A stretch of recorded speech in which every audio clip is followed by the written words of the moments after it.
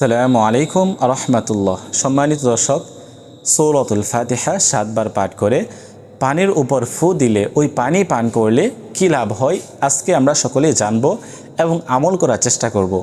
সম্মানিত দর্শক, এই আমলটি সকলেই শিখে রাখবেন, সকলেরই কাজে আসবেই। সেই জন্য আপনারা অবশ্যই শিখে রাখবেন। আর যারা এই আমলটি করবেন তারা অবশ্যই আমাকে কমেন্ট করবেন। আপনাদের জন্য আমি বিশেষভাবে দোয়া করব যাতে করে আল্লাহ তাআলা আপনাদের মনের আশাগুলো পূরণ করে দেন। আর যারা এই চ্যানেলে নতুন আসছেন, মাশাআল্লাহ টিভি চ্যানেলটি সাবস্ক্রাইব করে পাশে থাকবেন। এই চ্যানেলে আরও নতুন নতুন ভিডিও আসবে ইনশাআল্লাহ। সম্মানিত দর্শক, আমরা অনেকেই জানি না এই সূরাতুল ফাতিহার গুরুত্ব এবং ফজিলত লাভ। এর অনেক গুরুত্ব রয়েছে, অনেক ফজিলত লাভ রয়েছে, আপনারা অসংখ্য মানুষ জানি না।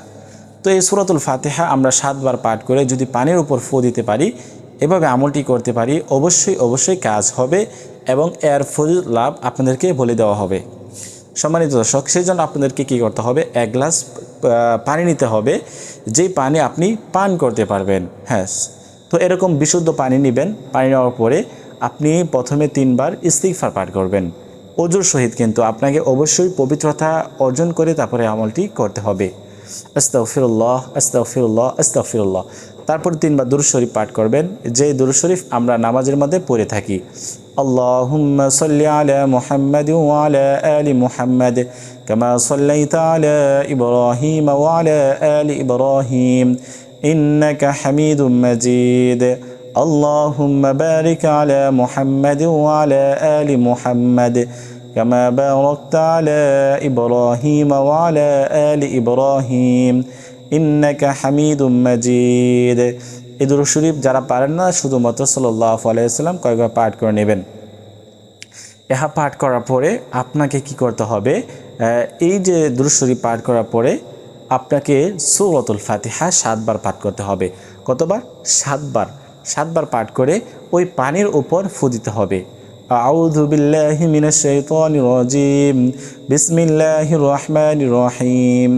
আলহামদুলিল্লাহি রাব্বিল আলামিনির রহমানির রহিম মালিকি ইয়াউমিদ্দিন ইয়্যাকা না'বুদু ওয়া ইয়্যাকা নাস্তাঈন ইহদিনাস সিরাতাল মুস্তাকিম সিরাতাল লাযীনা আন'আমতা আলাইহিম গায়রিল মাগদুবি আলাইহিম ওয়ালাদ-দাল্লিন।